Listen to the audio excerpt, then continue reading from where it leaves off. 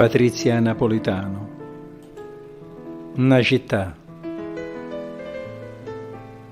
si sente felice quando canta, perché la vita è bella.